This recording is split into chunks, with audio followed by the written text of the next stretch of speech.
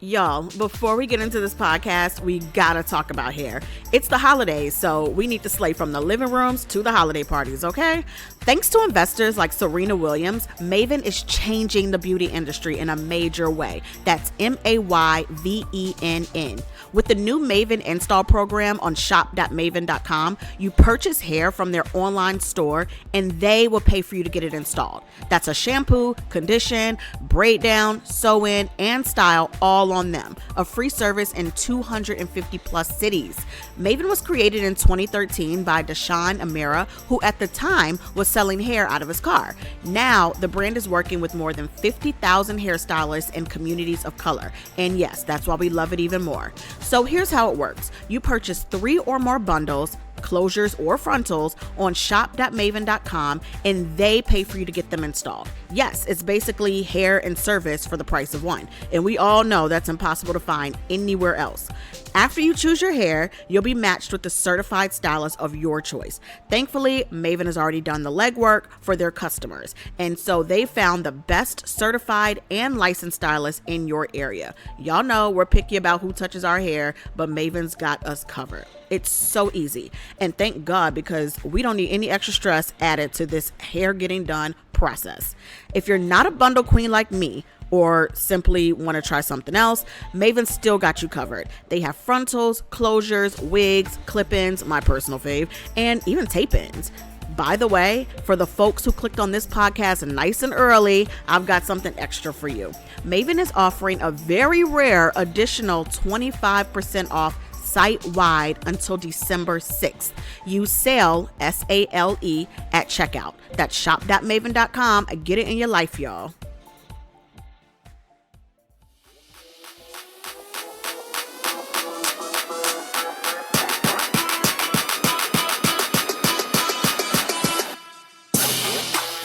Hey guys, it's Natasha back with another episode of the YBF podcast. And today I have my good friend Amin Gates on the podcast with me.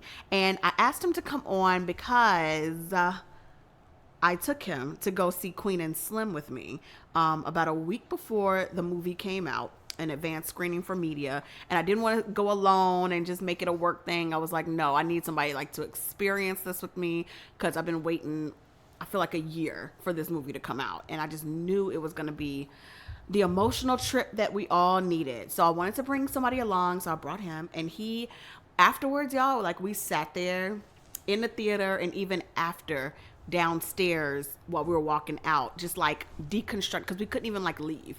We had to like deconstruct on the scene what we had just seen. It was that powerful, that crazy, that good. We'll talk about how it affected other people apparently, because apparently we were the people to come to when you start crying after the doggone show. People have to come tell us they're crying and upset and they want to discuss with us. People we don't know. So please welcome Amin Gates to the show. Hey everybody. Hey, it's your first time on. It's my first time. Well, it's kind of like first and a half. Yeah. Yeah, because you heard him on the Hot Topics podcast last week. So a little bit. So we went to go see Queen and Slim. The movie has now been out for, I guess now it's been about 3 days. It came out on Wednesday. We're recording this on Saturday. And I actually want to record this like right after we saw it, so things could be fresh in our head. Then I was like, we're gonna do it at Thanksgiving. We're gonna do it when we have good drinks in us, and because I'm feeling some kind of way, and then we just got a little too drunk, too much at Thanksgiving. 2 turns. So now we're doing it today, and we're talking about all the spoilers. If you ain't seen this movie, cut this podcast off right now, and don't come blaming me and sending me nothing talking about why you did spoilers on your podcast. Don't do it. This is all the spoilers. We're going to talk about all the symbolism, what we gained from this, like what was Lena Waithe and Melina Matsoukas, what were they trying to do to us when they came up with this movie? So we have to discuss everything, because honestly, this is the new cult classic for Black people. Period, point blank. I don't care how it's doing at the box office. I don't care. This is like necessary and very rare that we even saw something like this on screen, right? Okay, so I'm gonna give you all the the plot summary, if in case you've been under a rock, to know what Queen and Slim is about. And then we're going to talk about what we think our themes are. We have a little bit of differing opinions on different aspects of it, but I think it's really important because everybody got something different from it, okay? So, Queen and Slim, directed by Melina Matsoukas and written by Lena Waithe, from a story by James Frey and Lena Waithe as well. The film stars Daniel Kaluuya, Jodie Turner-Smith, who looked amazing. I can't even. Chloe Sevigny, Flea, Bokeem Woodbine, who killed it, and India Moore, who also killed it from Pose. Described as a modern-day take on the legend of Bonnie and Clyde, the plot follows two African Americans who must go... Wikipedia. The plot follows two black people who must go on the run after killing a police officer during a traffic stop goes wrong. All right. It premiered just Wednesday night, I guess. So right in time for Thanksgiving to go with the fam, yo boo, whatever. So here's the thing. An attorney, Angela Queen Johnson, has dinner with her Tinder date, Ernest Slim Hines, in a diner in Cleveland. Slim drives Queen home afterwards and swerves while driving because he was actually reaching for his phone. After she kind of took it to be like playful, like let me look in your phone and stuff like that. This attracts the attention of a white officer. Now, there's like nobody else on the road, so that already was like, here we go. Who pulls the two over and makes Slim step out the car. And Reed draws his gun on Slim. And then when Queen gets out the car, because she is an attorney, she tells him, why are you doing this? Why are you holding him up? Why are you putting a gun to his head over a traffic stop? He has rights. You have to stop, things like that. All of a sudden, the officer gets all shaken and then turns his gun and shoots Queen. I don't know if he meant to shoot her. I don't know if he was really flustered, which also, stop being a cop if you flustered. Like, just stop. And I don't know if it was an accidental pull of the trigger, but the bullet grazed her leg. And then that's when all hell broke loose. Okay. So what I want to do is kind of like take this from the beginning. I want to talk about the underlying theme that I got from this, but also just breaking down the different aspects from the beginning. Okay. So what I take from this is it better to have loved and lost than to not loved at all? And also, why does it feel that, especially us as Black people, we're not allowed to live in the love? It always feels like we only not only encourage, but we only expect to find love. That's almost like the goal. It's like, well, you found it, so you good. Why is it not like the goal to be like, I want you to live in it for 50 years, 60 years, 70 years? It seems to be like we're all just happy to have found it. And that says a lot. It says that we're conditioned to not have it. This is all kind of love: familial love, romantic love, friendship love, societal love, stranger love. It seems as though as Black people, it's almost like we're lacking it more than we even thought we were.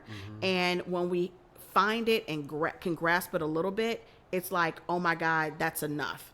Because it's like the bar is so low. Like, damn, at least I found this. And not really always because of our own fault, just because of the shit we've been through as a people and who we are here in American society. Also other cultures, same thing. I don't know if it's the same thing in majority Black countries and majority Black societies, but I know here in America, damn, it does feel like, a miracle if you find some type of love, somebody to actually love you in your Blackness. It feels like a miracle when you find it.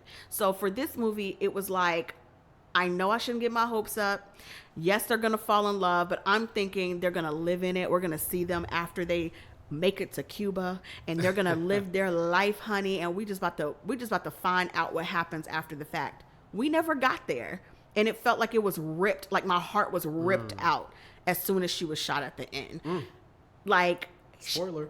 Right, spoiler. And I understand it's about, they both found what they asked for. They both, after all the drama, we'll get into the date and the harshness that both of them had in a way, definitely that she had, and how breaking down walls led to them finding the ultimate pure love in each other, and them stating what they wanted from the outset on their first date, what they were looking for, and they did end up finding it after their 6-day spree or whatever, on the run, but then it was over.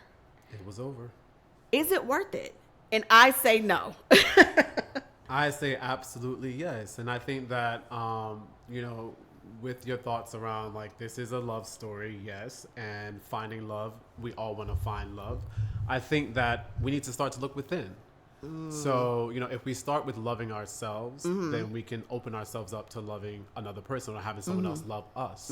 So I think that we can definitely experience love and have it sustained over a long period of time. And I think that this movie showed us that, we have to start doing the things right now. We have to start to reconcile the past. We have to start to let go, trust in ourselves, trust in other people in order for us to find that love now. We don't have to wait until the very end to find love. We can find love right now if we start within. So that's my take on it. I think that it's 100% worth it, even if it's stripped away.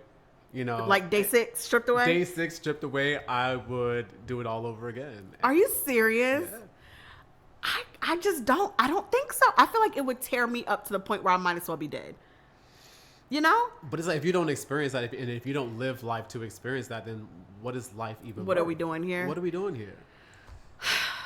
I don't know. And I've been asking myself that a lot. Like, what are we? You always think that there's a bigger, especially when you're younger, you always think that there's a bigger picture. Like, oh, I have to go to college.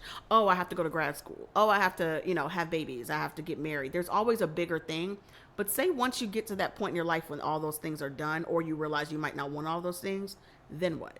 Then what are we here for? You have to kind of reevaluate why you're here on earth. It's not just to be successful. It is, to me, it is to bask and live in love. And I do feel like, yes, once you find it, that is almost like the start of life. That shouldn't be the end of life. And I feel like in this movie, it felt like it was the end. I don't know. What theme did you gain from this? What did you walk away with? I walked away with the power of being vulnerable and letting go. I think that from the first scene, we saw that Queen had a lot of stuff that she was holding on to, with her demeanor being so cold and so stiff and just so standoffish. And towards the end, you saw her completely free because she was able to, one, break down the barriers that, she had with love, with other people, with trusting. She had to go back to kind of her roots with her family and reconcile things that her uncle did and things that she couldn't do with her mom. And, once she kind of got to that point of being vulnerable and letting things go, she was then open to, I guess, receiving Daddy's love or Slim's love, because before she wasn't open to that. She was completely closed off to it. So I got a sense of vulnerability as being the most powerful kind of message of this movie. So let's take the movie from the top, because the vulnerability part is a great place to start. So they went on a Tinder date, child, to a diner. This date was funny.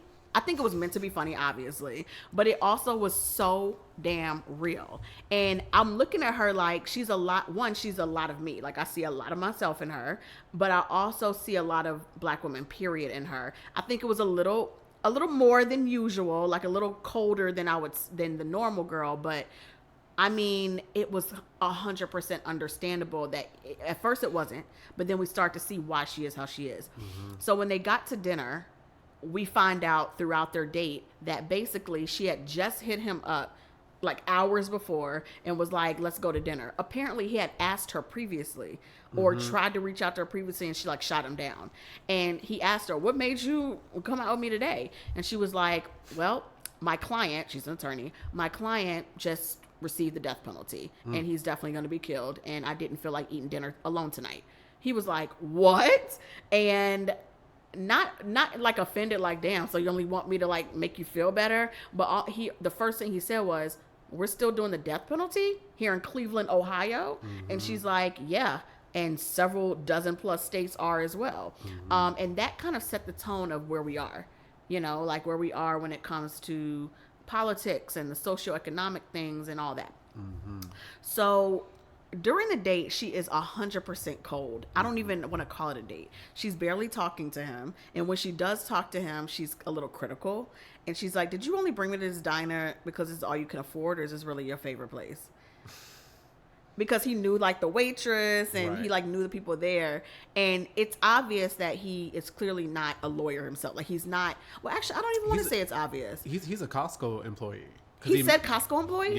Yeah. Because he mentioned that the waitress who was like comes through his line all the time. Comes through his line all the time at Costco. So yeah, okay. So they come from two different worlds. Very much two different worlds. Maybe not.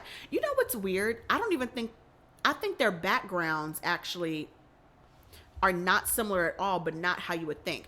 We find out later that her background is she came from, I'm assuming not really a 2-parent household, and in the hood of New Orleans, and you know, her uncle killed her mother and she had to get him off, and that was a whole nother story. It seemed like she came from, I don't want to say came from nothing, but came from a place of humble beginnings, very humble beginnings, and a very volatile household, and not a 2-parent household. And she doesn't even connect or talk to her family, which we find out why later.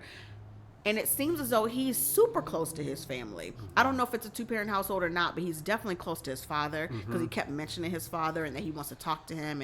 And then when they showed his father later, it looked like a very nice house. And, you know, when he stupidly called his father from the freaking garage that they were hiding out in. We'll get to that. We'll get to that. And the feds were sitting right there.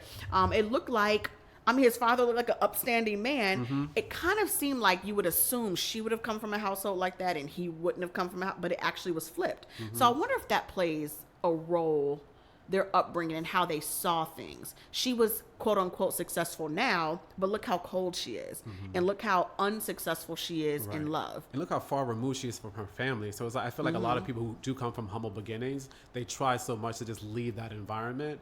And they leave all that in the past, and they become something completely different. Reinvent themselves. They reinvent themselves, and so like, and with her, with Queen, I feel like she reinvented herself into someone who she didn't really recognize anymore. Right. And I feel like this movie was all about breaking all those things down, refining herself. You brought that up, and I was like, why do we have to go through such tragedy and such foolishness just to get love? Like they had to go through hell and back. Like literally hell, running from the cops, on the run, like no money, no nothing, stealing, doing whatever, like completely leaving their normal lifestyle just to survive for 6 more days, just to on a journey to refine yourself. Like, should it take all of that? Like, damn. And we do find out throughout her journey. Actually, hold on to that. Before we even get to the journey, after they leave the diner, we see how cold she is. We don't really know why. In the car, she's also being a little shady to him, but he still has this positive. It's almost like he can see through her, and that was like really touching to me, because like maybe everybody has had that thing where you've been shut down for whatever reason, and there's somebody that comes into your life, whether it's a romantic interest or a cousin, a mom, a friend, or something, who sees right through you immediately, and it almost makes you just like melt, but you don't want to tell them that. You know, that's what I was getting from him. He wasn't scared of her at all. And I feel like he had like this emotional intelligence and this compassion that you would think you would find in her. That's what I was saying. But it was kind of reversed with him, and that to me kind of like revealed like the vulnerability and the sensitivity of a black man. We can be strong, we can be sensitive, we can be nurturing, we can be caring, and I love how they kind of like, you know, portrayed that. Because we don't see it portrayed often. We don't. And that's kind of what that woman was saying. This woman, y'all, we were leaving the theater. Like, of course, I'm in tears. My allergies were acting a plum fool, but I also was in tears after the end. And we're walking out, and this woman is like, I mean, in just full on tears, just can barely speak. And she's like, I just thought they were going to run off together. I just thought they're going to be together. How dare them not be together? How dare they do this to us? Like, she is, when I say boo-hoo crying. She was bawling. Ugly crying. Yeah. And she stopped us of all people. And we're just looking at her like, I mean, I'm upset too, but girl, we don't know you. And then we ended up walking all the way out together, went down the escalator, stood at the door, and talked for like a good 10 minutes with her. And we find out she's she's a writer for a mommy blog of sorts. And she was like, I don't know how I'm going to interpret this, a rated R movie like this for a parenting type site, but it has to be done. I was like, girl, yes. And she kept bringing up the black male vulnerability and how she never sees that and how that's just so important. What do you think about that? I think it's extremely important because like I feel like there's so many stereotypes of just black men just being overly aggressive, violent. And there are different shades, there are different ranges of emotions when it comes to black men and humans in general. It's like I feel like this movie just almost like humanized like the quote unquote criminals. Yeah. And kind of like gave us like a look into kind of like, behind like the Maybe stereotypes, like who are they? So it's extremely important to like show that. And I love the love that was already coming out of him before we even went on the run with them. The one thing I was shocked about is how quickly she wanted to go on the run. So when they left the restaurant, the diner, they're going down the street. She's, her barriers are breaking, like, not even breaking, dog. He might have like made a dent before it even broke. Just like a little chip. And she was just trying to have a little fun and like, I don't remember what she was taking his phone for, but I think she was asking him if he had something in his phone. Maybe it was like his playlist or something. I think it was his playlist. Yeah. Something about his playlist. So she reached over. He's driving. She reaches over and picks up the phone. And he's like, don't take my phone. And he like kind of reaches back over. When he does that, the car swerves a little bit. Right. So it's pretty late at night and nobody's on the street. I don't feel like he was swerving several times. So I already knew when that cop pulled him over, here we go. And it's a white cop. Yep. And he's shining the light in his eyes. And she immediately goes into protective mode. And that's one of the things I kind of appreciate. And I love that it's shown about black women. We can be sometimes, yes, we can be cold because of issues that we've had or being hurt in the past or, just we have a defense mechanism for whatever reason. But when it comes down to it, when we see one of our own getting hurt, we're always one of the first ones to step up and say, what are you doing? Like, let's figure this out. And I'm going to go in a protective mode. So I definitely appreciated that aspect of it. And yes, she's an attorney, so that played a factor in it too. She knew her rights. Yep. I found it odd though, when things started to go left very quickly, when the cop was, why was he? I don't even know why he was in his feelings, but he was. He was like, I guess he was on a power trip. Yeah, he was on a power trip, and he was clearly agitated. Like everything that he was trying to like get Danny Slim to like admit to, like, were you drinking? He was like, no, I wasn't drinking. I don't drink. Right. He was like, well, what are you doing out here? He just felt like he was very agitated, and he was just like on edge. Just and even when he called it in, when he went back to he had his license, and he went back to his car to like run it, I guess with the authorities or whatever, he was like, black man this, and it's one black man, one black female, probably a DUI situation, and he doesn't even drink. So it just showed me like, I know not all cops are bad, but it was just like, why do we have to go here? Why wasn't it just, if you saw him swerve one time and there's no one else on the road, you clearly see he's not drunk. He barely did a DUI test. He brought him out the car to do it, and he just flipped. He started patting him down and then whipped out a gun on him. It seemed unnecessary. And then he wanted to go into his trunk. Yes. And that's when she was like, absolutely not. And she got out the car after the dude was like very clear about not getting out the car. Again, black woman putting their life on the line, hopped out the car, was like, what are you doing? You do not have the right to search his car. To search his trunk, which he doesn't. But he was like, he already gave me consent. Yeah. He did that because there's that intelligence thing again, that division of education. While he's extremely emotionally intelligent, like most people, they don't realize their rights. And they agree to something just to hurry up. Like it's freezing cold outside. And the way he said it was, what's in your trunk right there? What's in there? Can I take a look? Like it wasn't a really formal, you have the right to refuse, but can I take a look in your trunk? He didn't say it like that. So he's like, yeah, hurry up. Like it's cold. Just go ahead. He has all these sneakers in his trunk and I still don't know why. Listen, he just want to like, just in case like, he's going from night to day, he want a fresh pair of kicks. He had 20 boxes he really back did. there. And I wonder if that's what kind of like set the officer off, like, what you over here selling? Are you moving? He's like, what's in the sneaker? So he thought he was moving drugs and stuff because it was so many boxes. So he's rummaging through everything. And that's what she was like. Anything. Of course not finding anything. And that's when she was like, absolutely not. What are you doing? And when she kept pressing the officer, that's when the officer got flustered because he wasn't ready for a black woman to come out there telling him, I know what you're doing is wrong. Well, we're kind of that's a skipping over problem. what Danny said or Slim said. He was like, "Can you hurry up?" And that really that set him off. He was like, "What did you say? Can I do what? Right. Put your hands in the air." That's when he Right. pulled the gun out on him. Right. And then that's when Queen came out. Was like, "What's going on?" Right. Yeah. Yeah. And I see why, again, there's that educational barrier. He's thinking, I'm innocent, so I don't Right. care what you're looking through or what you're doing, but you need to hurry up because I got to get on my way. And she's thinking of this as, and you even brought this up, you were like, she had just lost a client, well, is going to lose a client from earlier that day. So she's already in a mindset of a victim, not even a victim, a criminal or a police officer situation that's going to go that's going to go all the way to the end. So maybe her mind skipped to, this is going to go horribly wrong. We're all going to die. And she kind of, her presence escalated the situation as well. She wasn't de-escalating, but that's not really her job, is to de-escalate the situation. She's trying to protect the person that she's here with. It's the officer's job to de-escalate. Right. And he didn't do that. He escalated it. And I think right then is when he, quote unquote, accidentally whipped the gun around and it went off and grazed her leg. I don't know if he intentionally shot her. I don't know if he intentionally pulled the trigger and accidentally shot her. No one knows. That's where the discrepancy is, and I think they purposely wanted it vague. Yeah. He also basically, Slim had fell on the ground and he was begging him not to shoot him. And then they started tumbling, like wrestling. Yep. The gun came out of the officer's hand. Slim picked it up. And I think, to me, this is where the black man protective thing comes in. He had saw that he had just shot homegirl. Yeah. And that's it. For some reason, it snapped something in him. And he picked up the gun and shot homeboy. Yeah. And it's like, because the officer started to charge at him, and it was like almost like a fight or flight. It's Right. like life or death. right. Well, I saw you shoot somebody already, Right. so I could be next. And also, I don't know why I feel like that set something off in him, seeing him shoot her. Even though she had been a bitch to him all day, like they had just met.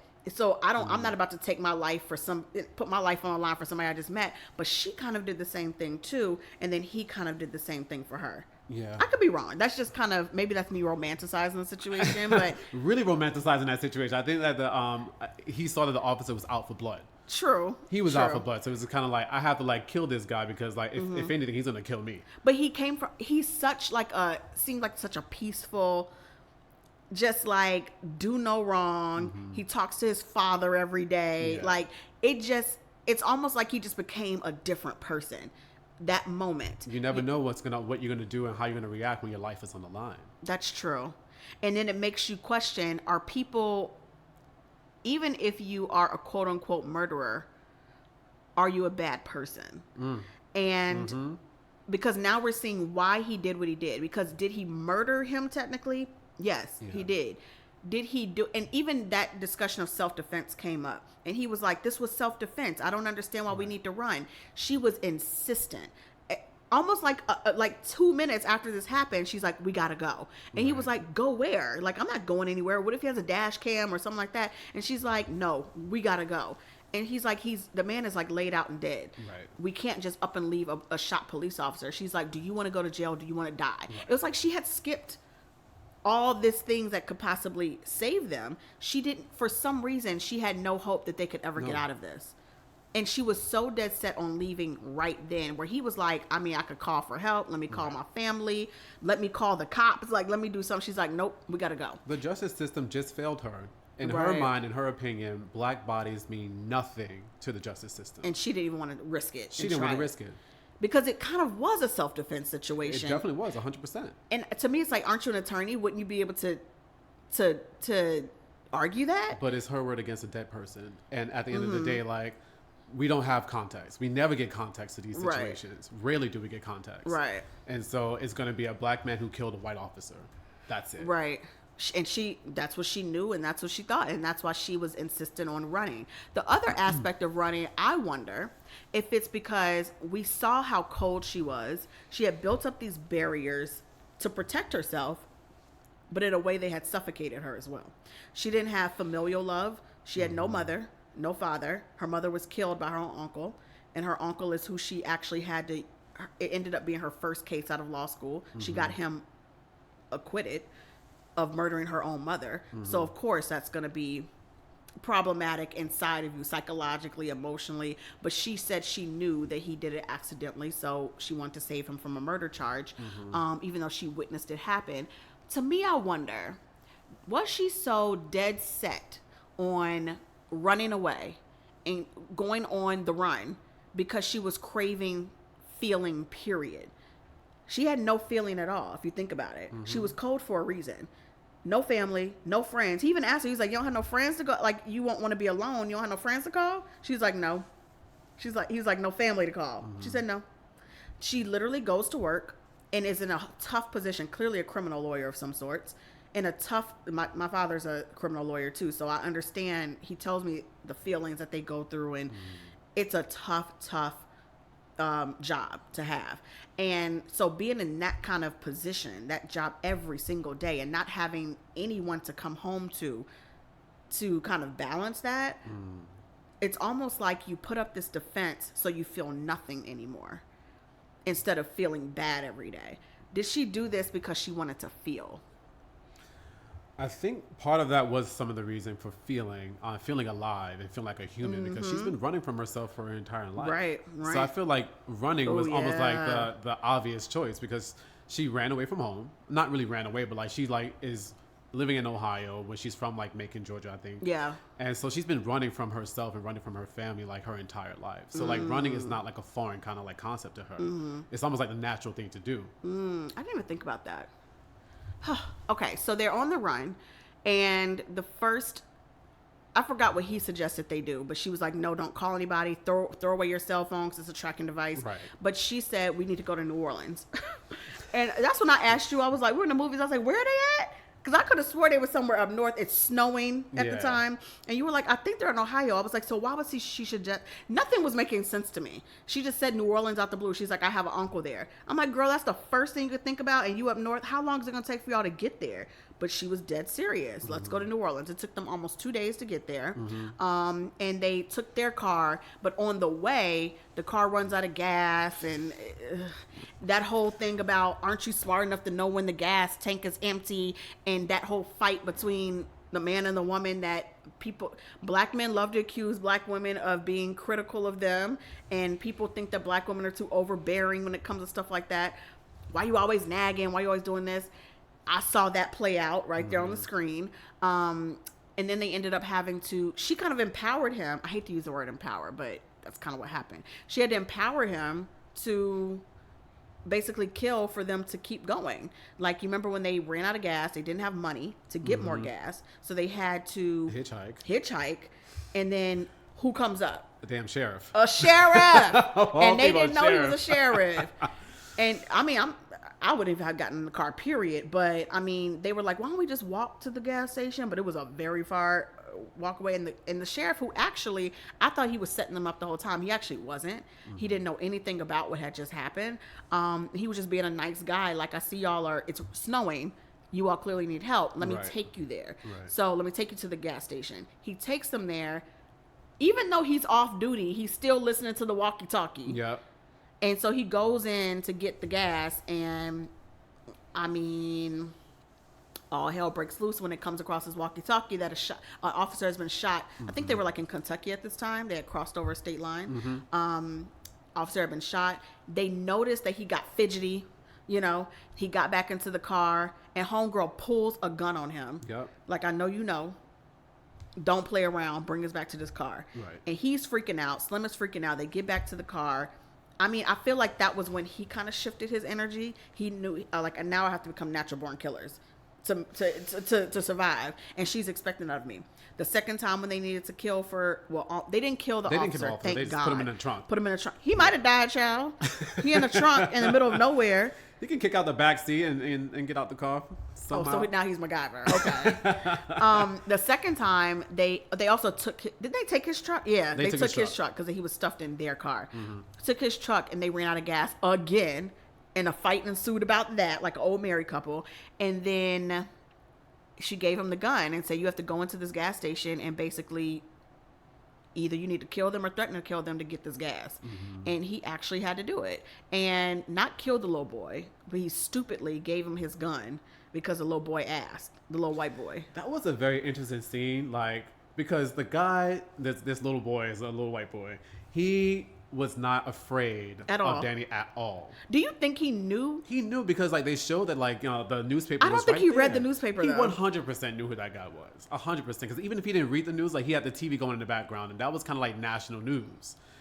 So he knew all along that he was, like, you know, the guy that had killed the cop. So why do you think he let them? He was so dead set on, like, he was like, I'll give you the gas if you just let me hold your gun. Let me hold that Glock. Right. Let me hold that Glock. Everybody in the theater is like, what? And he's like, what are you talking about? And he actually ends up letting him hold the Glock. And the dude, like, whips it, almost like is admiring it, and then turns it on Danny. The scene, the cinematography in this scene right here was really, really intense because they zoomed in on that white guy's face, and all you saw was rage. All you saw was just like almost like an uncontrollable rage and like this power that could go. I saw a mass shooter. Yeah. And he had the gun pointed to his face. And the whole time I'm like, why the hell would Danny give him the gun? He felt like he did. He ain't no killer, dog. He ain't no like. All, but he's like extremely naive. I'm like, dude, like you're like making fuck up after fuck up, and you're giving him the gun. That was I still don't understand why he did it. Outside of that's just not in him to do. He's just not in. It's not in him to just kill or survive. You know, like he just be like, okay, well. Almost like he sees the good in everybody. He has hope for everybody. So he's like, well, he ain't gonna do nothing to me. Let me give him the gun. Even though I have doubts, let me still give it to him. And thank God the dude did not shoot him. He was just like, all right, well, thank you. Here's a gas. That could have turned out really badly. So you bring up a really good point about this hope that Danny has, and I feel like it's like a blind trust that existed throughout the entire movie. Like, you know, he trusted the justice system, so he wanted to call the incident. That's true. He trusted the white guy with the gun, you know, and obviously he got through that. But he also like trusted to like go to that juke joint we're going to talk about in a second. Oh my God, yes. You know what I mean? Just to have fun and be adventurous. Like he had this like this hope, but also this blind trust that he had in everybody and in every situation. Yeah, he wanted to take her out on a second date because, you know, they had been driving for a whole nother day, and they pull up to this juke joint, and he's like, you know what? Would you have gone on a second date with me? And she was like, no. But then she, you know, was like, well, I just want to know where you would have taken me. And they're going back and forth with their little banter. So they finally get out and go into the juke joint, and it does feel like one of those backwoods places where maybe they don't watch the news. So he's like, oh, okay, we might be okay here. Nobody's looking at us crazy. It's mostly black folk, like whatever. Now on the way, they have been helped by a couple of black people. Remember that little boy when they went to go get food? The little boy and his father. That was a funny ass scene. When they hit the father and had to bring him to the hospital. But they also tried with that little boy. It was like a burger joint. That little boy. He's like a little roly-poly little boy, like on his skateboard in the parking lot waiting on his father to get off work, I guess. And they end up hitting the father with the car. Oh my God. And the father's like, I gotta go to the hospital. They like, we can't go to nobody's hospital. Right. But they ended up doing it. And then the father was like, the little boy is who noticed that it was them. He was watching a YouTube video and he saw the shooting on the news or on YouTube. He was like, is this y'all?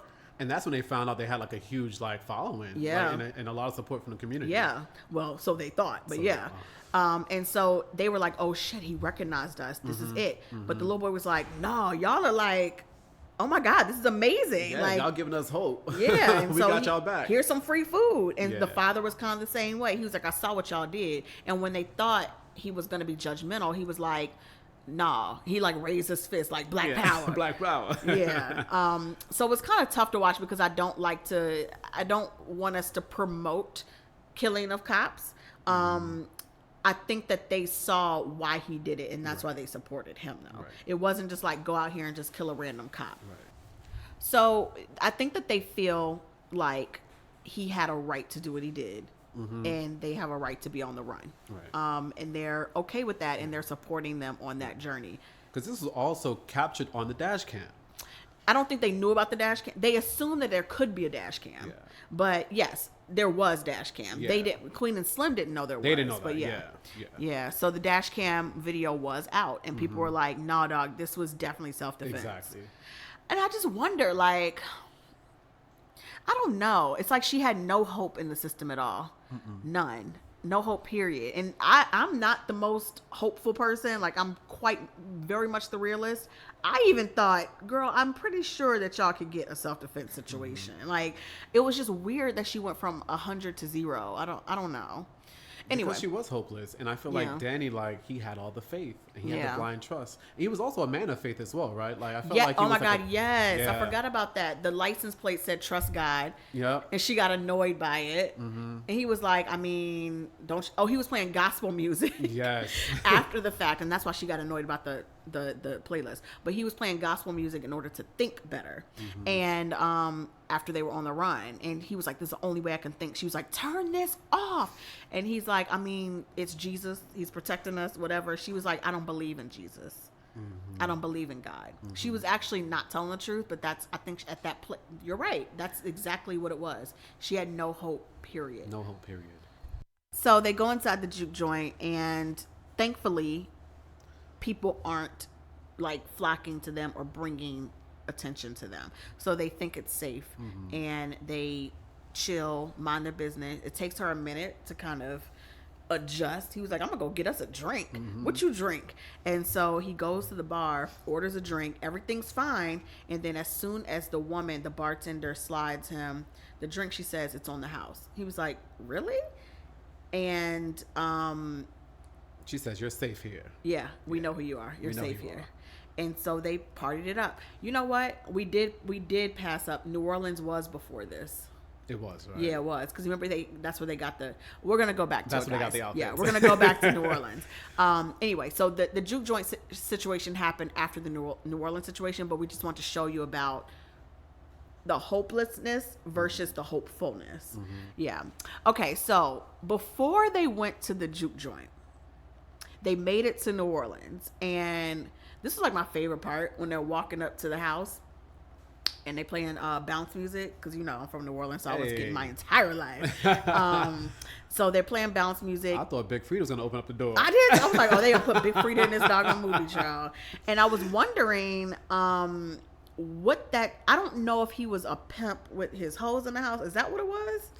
It seemed like it. Okay. Yeah. Because he kept talking about their clients. Yeah. Because she was smashing one of the police officers. Yeah, and yeah. So he had a few workers in the house. A few lady friends. Right. India Moore was one of them. And we're gonna get to that relationship too, because I thought that was really interesting. That's very interesting. About how he found love within her. She's so, gorgeous, by the way. Yes, Gorge. duh. So they're in New Orleans, and Queen is still on her very shut down, very cold steez, and she knocks on the door like the popos, and someone comes to the door like, "Who are you? What you want?" And she's like, "You know who the fuck I am? Like, where my uncle at?" Where my uncle at? And so here comes her uncle to the door, and it's Bokeem Woodbine, who killed this role. I am shocked, actually. Yeah. So I love good. seeing him on the screen. Like, It's so funny. brings it back to like Dead Presidents and all those good Yes. movies. I guess I shouldn't be surprised, because he is like Dead Presidents, Yeah. but it was just, it's still a different role for him. Yeah. It was still more familial and also romantic in a way, but whatever. So he is the pimp of the house, I guess, and he welcomes her in the house. He knows what's been going on, and he lets her in. He was like, "Y'all ate, y'all did this," so he gets them food.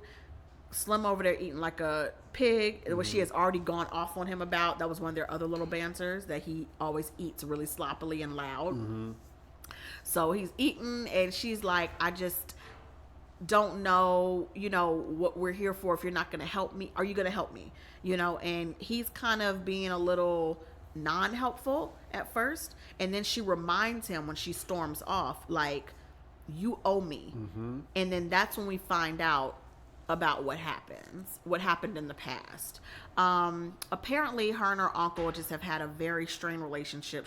As she told Slim, she doesn't have any family. She does, but she doesn't have any that she relies on or talks to or communicates with. He had his workers help her out with a new look, because he was like, y'all can't stay here. She was like, well, what else we gonna do? You supposed to be my family. You owe me, la da da. So he ended up letting her stay there for a couple days, because he did agree that he owed her. We find out later why. He has the workers change up her whole look. And this is one of my favorite parts. Oh, yeah. I know, because, I mean, yeah, of course you're going to need a new look when you're on the run. And he's going to need a new look when they're on the run. So he had the girls. Can we describe the look that she had in the very beginning? God. Oh, I loved it. I mean, yeah. So, like, the look was, she had braids. this, like, this all-white kind of, like, power suit. Yes. All-white power suit. And Slim had, like, this, like, all-blue kind of, like, look. And I think that, like, when she took off those braids and she kind of, like, switched it up, it was just amazing. She had very long, like, you know, the long box braids that you can still wear to work and white people won't get scared. And she had on, like, a white power suit, like you said. Very professional. Very professional and corporate, was still, like, that black girl swag. Yeah. And it all changed when they basically took out all her braids and then gave her that natural, like, low top fade that you see in all the promo pictures. Yeah. When she walked through, after they cut everything off, and when she walked out the room and walked down the hall, it reminded me so much of Belly. It reminded me of when Homeboy was walking through the club. And I think the girl was too, like my favorite, what's her name? The dark-skinned girl in Belly. Oh, I can't remember. She's like one of my favorite actresses. When they were in the club and that black light was shining and Nas was walking through and all those people walking through, and it was just like, oh my God. It was kind of the same feel. Like, oh, I see you now. Like, this is who you are. She came through like a boss bitch, okay? And it was just, she's gorgeous. She was even more stunning. Yeah, tall, statuesque. It was just like, wow. Wow. So they finally got some rest and all that, and the throughout the night, that's when all hell broke loose, and the cops came a knocking. Can we discuss the scene where she actually like cuddled him when they were in bed that night? When they were in bed that night. This is after she kind of like shared like, you know, what happened with her mom and stuff like. So before the cops came a knocking, they're laid up in the bed, and she might not even notice she was cuddling him, but she explained why she's been estranged from her uncle. And she said she had just graduated law school, and she was at home, and her uncle and her mother, their brother and sister, got into it. To me, it seemed like, do you feel like her mother was like a drug addict or something like that? Something like that, yeah. There was definitely some issues there. She even said she was never close to her mother. Growing up, nothing. She just wasn't. They had a very estranged relationship. They were fighting at the top of the stairs. It got physical. He didn't mean to throw her down the stairs, but I think maybe because they were getting physical, she ended up falling down the stairs, and he was charged with murder. And she basically ended up being his lawyer, her first case out of law school. And while he killed her mother and she watched the whole thing happen, she knew that it wasn't murder. She knew it wasn't intentional. It was a mistake. So she had to defend her mother's killer. Yep, her uncle. And he was a vet, right? He was a vet, and she I think thought he it was was a suffering PTSD from issue, right? PTSD, so she used that as a defense, and he did get off. I think that even though I understand why she did it, and she's probably 100% right, you know, like I don't think she made up the story. That still has to fuck with you, you know? You have to defend your mother's killer, whether it was an intentional killing or not. And you know that he has mental issues from being in the wars and being in the service. You also want to have some empathy for him too. So yeah, there's something to that. That's a tough situation. And I think that was a day probably she was just like, I'm done with this entire family. I'm on my own 100%. In the middle of the night, cops came a knocking. It ended up being one of the cops that one of the workers was smashing. So they sent him away. He noticed the car. Yep. Because it is, you know, New Orleans, small town, but everybody know each other. He was like, what's that car? I know that ain't your car. And that's when he went into the room. I think the cop knew. It was a black cop. Yeah. Do you think the cop knew? Do I think he knew? I don't think he knew going in there. I think he was probably like trying to check on that. I think he knew. On his lady friend. I think he knew. Because it's like, just because there's a car there, these are working girls. Of course there's going to be a new random car there. Yeah. I don't know. Something was off. I think he was trying to find a way inside. He's like, can I come inside for a minute? And that's when he was like, nope. I think he knew that he knew. And I think that's why he kept them up far. But I also think the cop was like, I'm not going to push it because I know what happened. Yeah. Kind of like what the other cop did later on. Yeah. And that's when Bokeem went to the room like, y'all gotta go. But also, wasn't Bokeem like arguing and like fighting with old girl who was smashing the cop? Yes, because that's his worker. He Yeah. don't want her smashing the Yeah. cop. But it probably also helped that she was smashing the cop, to be honest, because she came to defuse the situation, Right. so it maybe helped.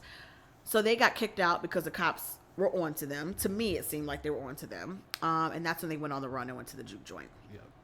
So And they got their looks from Queen got her look from oh my India, god, yes. and Slim got his look from Uncle Earl. So what do you feel about the Uncle Earl, who is Queen's uncle, Bokeem Woodbine, and India Moore's relationship, and how does this play against the whole theme of the movie?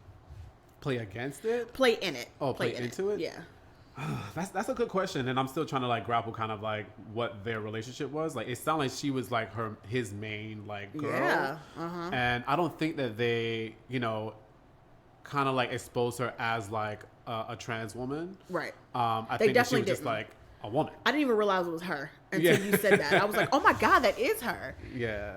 But I thought that like that was a very interesting kind of like setup and pairing. I mean, kudos to like, the director and Lena for doing that, to like juxtapose those two characters together, because it definitely kind of like makes you think about like just like masculinity, femininity, and all that. It was just really kind of like Yeah. almost like a mind fuck.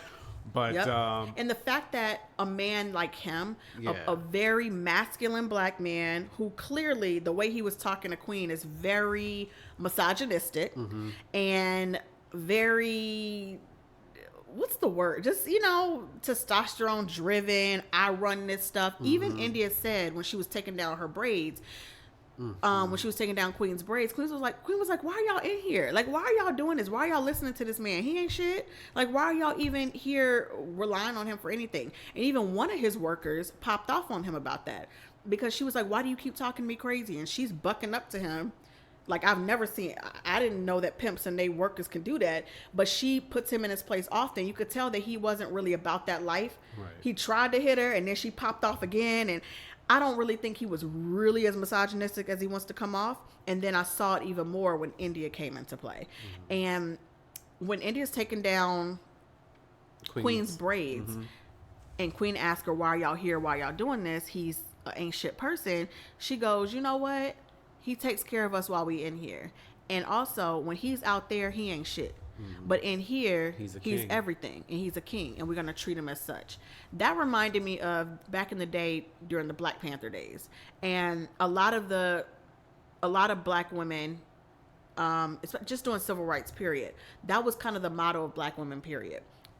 We're going to rally around the black man here in the home and allow, because when he goes out there, he's spit on, kicked, arrested, treated like shit. So let's treat him like the king that he is when he's at home. I remember seeing a lot of documentaries about the role that wives played and the roles that sisters and mothers played in the civil rights days. If they're not out there on the front lines with them, they were at home making sure they were taken care of.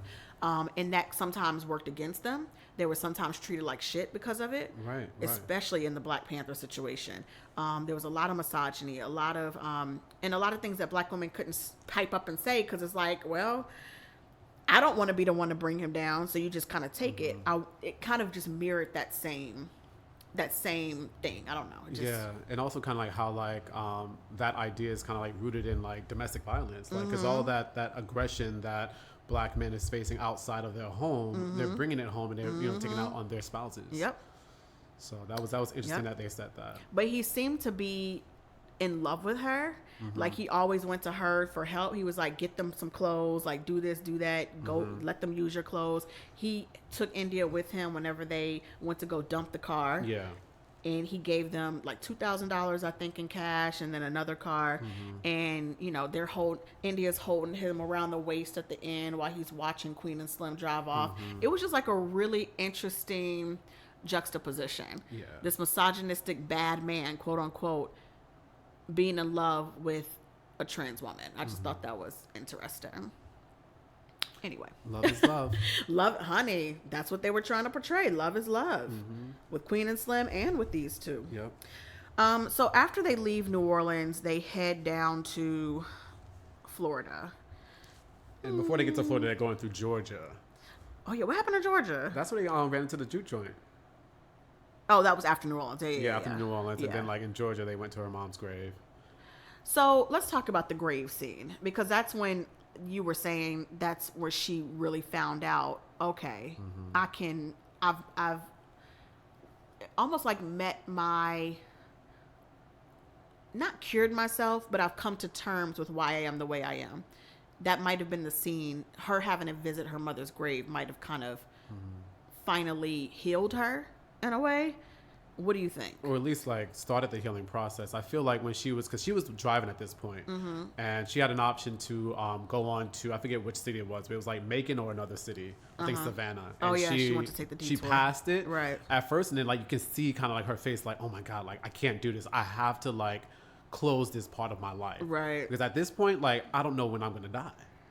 I don't know when I'm going to get pulled over and my freedom is taken away, and, like, if I'm going to get shot or whatever like that. So I have to reconcile this thing with my mom. And so she turns around, she goes to the gravesite, and, you know, she starts to tell kind of like the story of, like, the tension between her mom and how they never really got along. But that definitely started the process of her opening up and, like, breaking down those barriers and sharing with Slim kind of like why she is the way she is.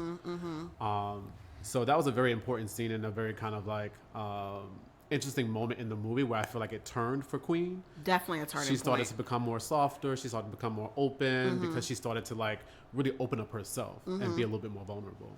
I think that was, well, when they were, rewind all the way back to right after their first date and they were driving in the car before they got pulled over. She asked Slim, what are you looking for?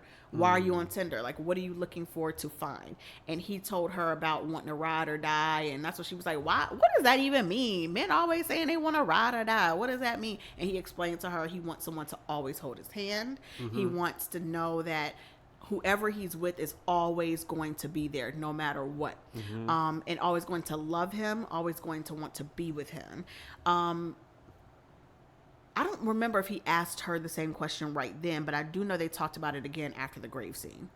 But basically he asked her either both times or one time, I can't remember. What was it? I don't know, but he definitely talked about it again after the grave scene. They were in the car, and he's like, what do you, now that you've shown me this about your life, what is it that you're looking for? What do you want? And she explained, you talk about it. What do you think she was trying to tell him? I think that you kind of like, you remember it very vividly down to kind of like the words. You say it and I'll kind of like respond off of it. Slim also told her in the car after the grave situation, that he wanted a legacy. And she asked him to explain that. And he said, I want someone that is going to be here and be able to talk about me and feel me and be a representation of me. I want a legacy here and after I'm gone. And then she started talking about what she wanted. And it was just like, Lord, I think that's when the tears started for me, because I was like, yes, girl, you see us all. Yes. Say it. So here's like a little portion. She said a whole like monologue of what she wanted. But this is just a portion I could find online verbatim. She tells him, I want him to show me scars I have never had, but I don't want him to make them go away. I want him to hold my hand while I nurse them myself. And I want him to cherish the bruises they leave behind. Child.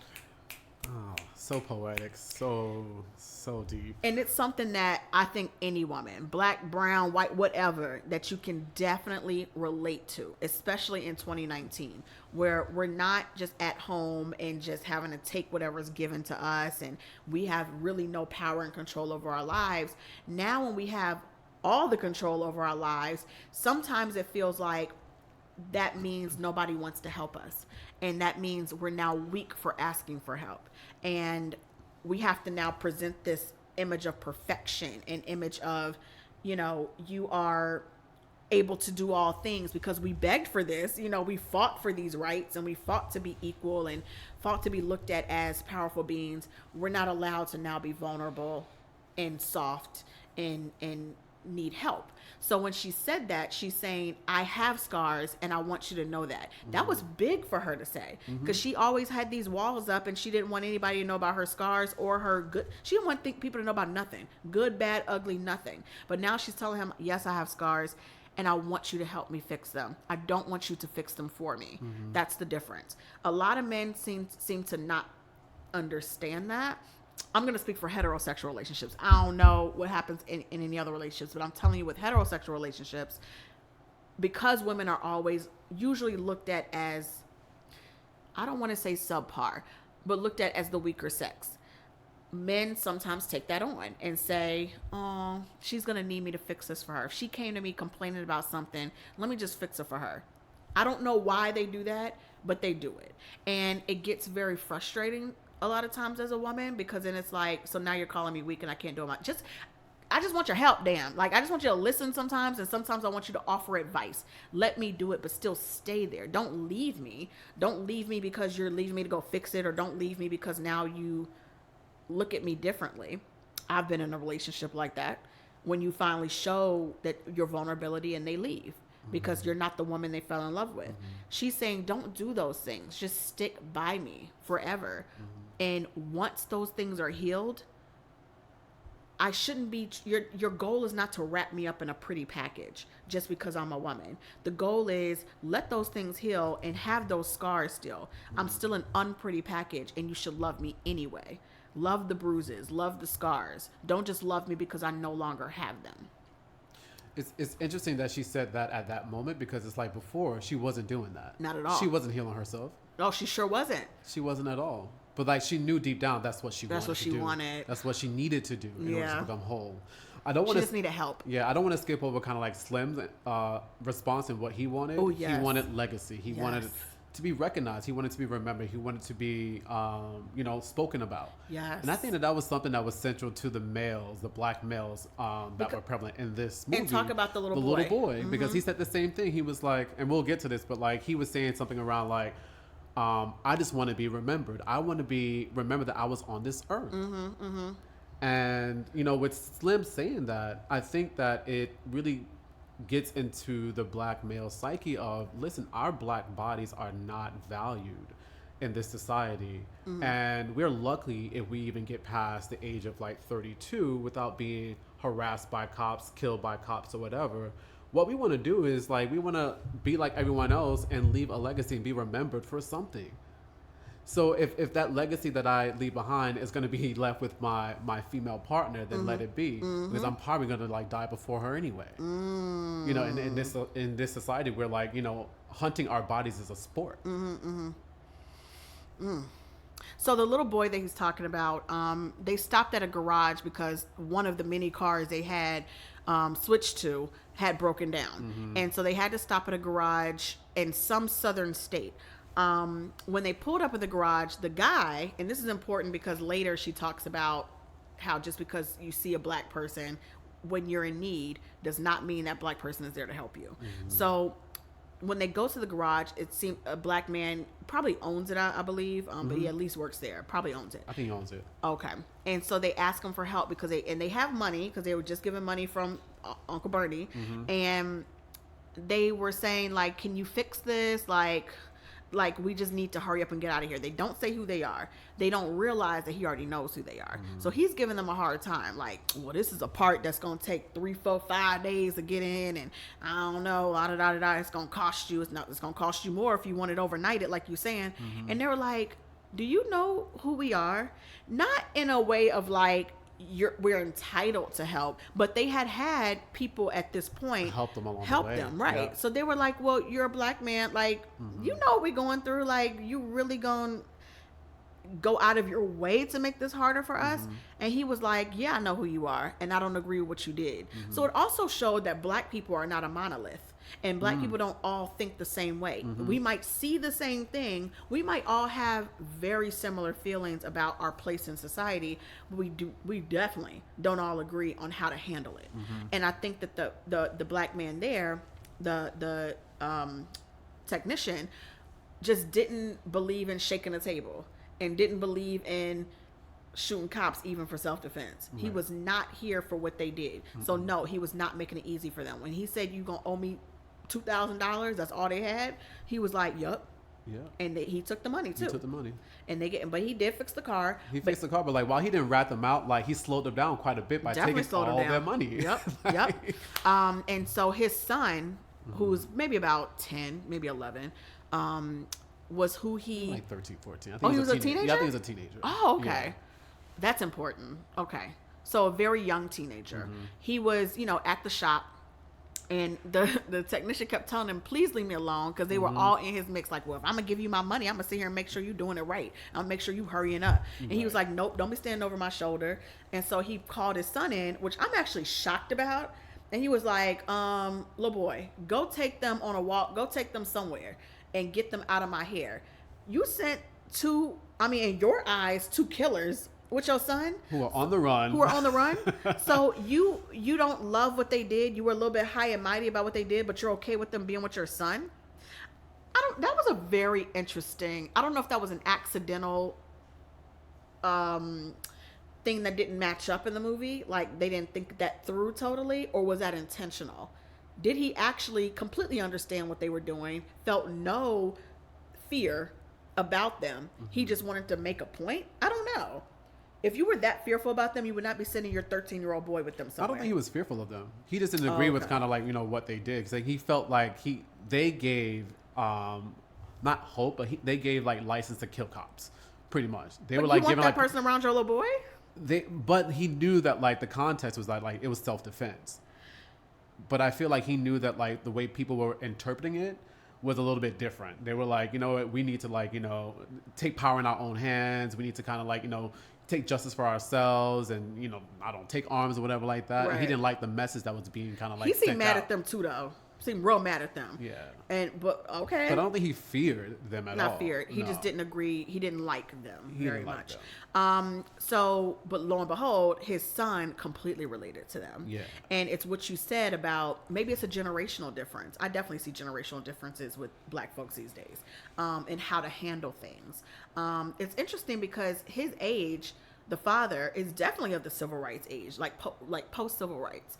So it's interesting that he was so anti what they did, and didn't even tell them I understand why like empathizing. He was just like anti them.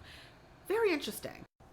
So you send your son with people that you don't necessarily agree with, and aren't you worried about them rubbing off on him and their thought processes? Now it seems as though his son was already like a fight the power type person, even at 13. And maybe that was the father's way of allowing it, almost like, I know how my son feels and thinks. Maybe he needs people he can relate to. They're in a southern town. It was very Ferguson-esque when they start the protest, and you saw the little boy participate in the protest whenever the town found out about Queen and Slim on the run. And so when the little boy goes with them, he's like in awe. He's like, I know who you are. I followed your whole story. He's like, I can't believe you here in this little town. Nobody's going to believe that you're here. And can I take a picture, y'all? Just like a teenager would say. And they were like, we're on the run. No. And then Queen was like, actually, we should.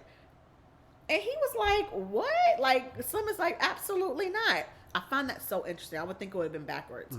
But this was at the time where Queen has started to come more into herself. Yeah. And it's almost like she's now meeting him halfway, and she feels more comfortable. Almost like she's living in her truth. She feels free. The idea of freedom. So it's like, yeah, let's take a picture, because pictures mark, she specifically said this, pictures mark a point in time to prove that you were here. Right. And Slim was like, okay, it goes back to his legacy need, wanting to feel seen and remembered. So the little boy takes a picture of them, and that's the picture that ends up on the news. Yeah. And we don't know if the guy snitched them out. I don't know. I don't think so. But the little boy's picture ends up on the news. And he ends up going to a protest.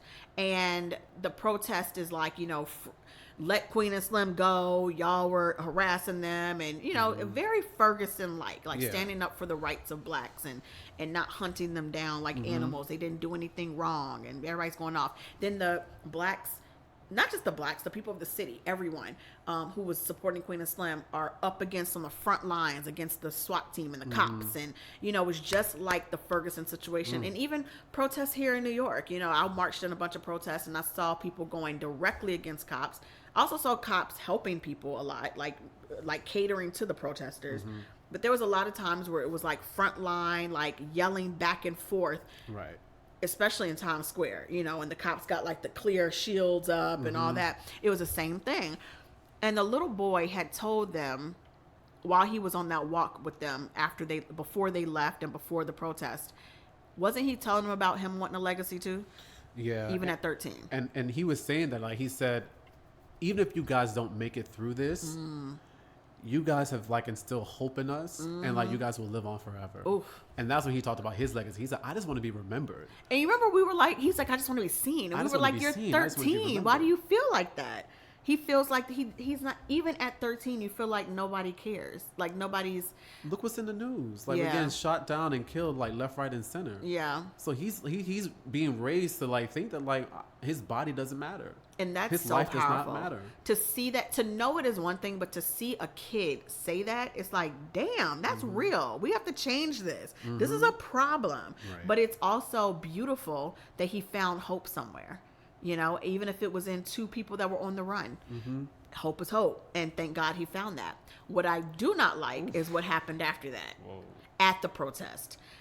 The cops start throwing smoke bombs to get people to back up and to spread out the crowd.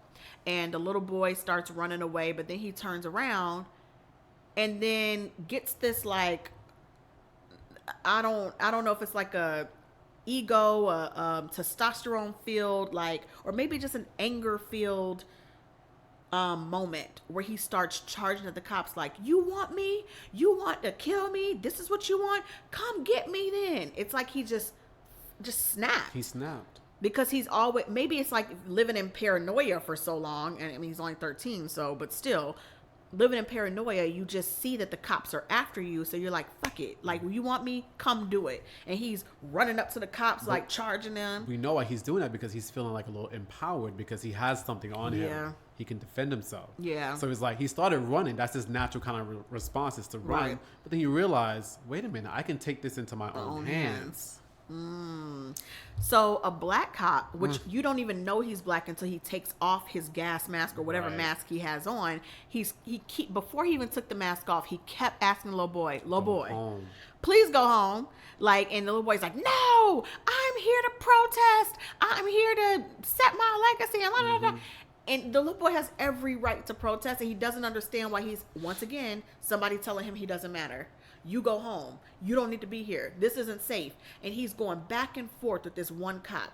And then the cop takes off his mask, and it's a black cop. And he was like, little boy, I'm not here to kill you. You keep saying that. I am not trying to hurt you. I'm not trying to kill you. I'm telling you this isn't safe this is not a safe environment for you. I'm looking out for you. Please go home. Then all of a sudden, the little boy pulls out a gun, which he clearly has had the whole time, and that's why he felt empowered. Right. And he holds the gun at the guy, and the guy's like, what are you doing? Like, this is not okay. I'm not trying to hurt you. Why are you pointing a gun at me? And he starts to, like, try to talk him out of using the gun. He's like, put the gun down, la-da-da, and all of a sudden, the boy pulls the trigger. And shoots him dead in his face. This is the second scene where we have, point blank, a gun pointed to a black man's face. A black man's head. One by a black boy and one by a white cop. So does this signify... Actually, it was the third time. Because then we have the white guy in the convenience store, the gas station. Yes. Does this signify... I was going to talk about generational trauma later, but does this signify passed down trauma? So that little boy has seen on the news and elsewhere guns constantly pointed at a black man's face. He thinks that the way to combat that is for him, a black boy, a black man, to point a gun in someone else's face, even if it's another black man. It's almost like learning through trauma. I also see kind of like he didn't really see himself in that black man. It's because almost he's like a cop? Not necessarily. It's like I don't know if he even. I'm trying to like articulate this in the right way. But it's almost like he just couldn't see himself or value himself enough to know that this man on the other side is just like you. Right. I didn't understand why he couldn't see that. He could not see that. Like, he was like in a bout of rage, and he just could not see that, like, this is another black man. Not only are you going to shoot a man, a human being, but someone who looks like you. Right. And it's literally Do you not value your own life? It was very interesting. I actually was very disturbed by that whole scene because I didn't understand why he did it. The one you keep saying that people don't care about your life, and this man is literally standing in your face telling you he cares about your life, and you shoot him dead in his face. This could be your uncle. This could be like your cousin. Like, and he wasn't doing anything to you. He wasn't doing anything. He didn't even he didn't even use a threatening weapon on you. He didn't use nothing on you. Yeah. He was talking to you. Yeah. Why shoot him? And I even told you in the movies, I was like, I would have understood it more if it was a white cop. Mm-hmm. It would have been wrong either way, but I would have understood why he did it more because you're upset with white cops. Yeah. This didn't really make sense to me. It didn't. And I think that kind of like, well, I guess there is some kind of meaning behind it, like with him like taking control of his life and feeling empowered for the first time. Yeah. But why not with them white cops that were sitting there screaming at your face and throwing smoke bombs at you? I mean, you just can't pick and choose, in that moment. Yeah. I'm going to shoot you. I'm going to like redirect and shoot this guy over here. Yeah. But also like with that scene, we also saw Slim and Queen have their sex scene. It was juxtaposed. Yeah. It was disturbing but beautiful to watch while the little boy is going back and forth with the black cop and pulling out the gun on him and shooting him and killing him. We see like the ultimate sex scene of them at the gravesite in that car. Getting it in. Now, mind you, Queen didn't even want him touching her at first. Like, she didn't even want no parts of him. I remember he like tried to like, I don't know, he was like giving her the eye in the car way before that, and she was not trying to hear it. She wasn't trying to she didn't want no parts of love, intimacy, nothing. It went from that to probably the most intimate sex scene I've ever seen on the big screen in my life. Like, wow. And it could just be because I'm black, and seeing two brown-skinned black people having sex on screen is not something we see often. We see the unambiguously black girl getting everything, like the mixed girl, the light-skinned girl, or the light-skinned guy. Like, you just very rarely see two brown-skinned black people having this deep of an intimate love scene, and in a car at that. I mean, honestly, it could have been the freaking 5-star penthouse. Like, it did. The car wasn't even. You would think that they'll be like, y'all really smashing this car outside of a grave. It almost made it more beautiful. I don't even know why or how. It just did. And the fact that she was dressed like a hooker because she literally borrowed the clothes of a hooker, and he's dressed like a pimp because he literally borrowed the clothes of a pimp, like that velour Gucci sweatsuit. By the way, Dapper Dan made all of that stuff, all of the Gucci outfits up in Queen and Slim. Amazing. Yeah. I mean, the styling of this movie was pretty very on point. Beautiful. Yeah. And I think the sex scene was also beautiful because of the lighting and the cinematography. Oof. How often do we see black people just like lit properly, and not since like if Bill Street Can Talk. Yeah, you told me that, and I still haven't seen it because I don't think my heart can take it. But yes, and just intimate, super sexy. They have so much chemistry.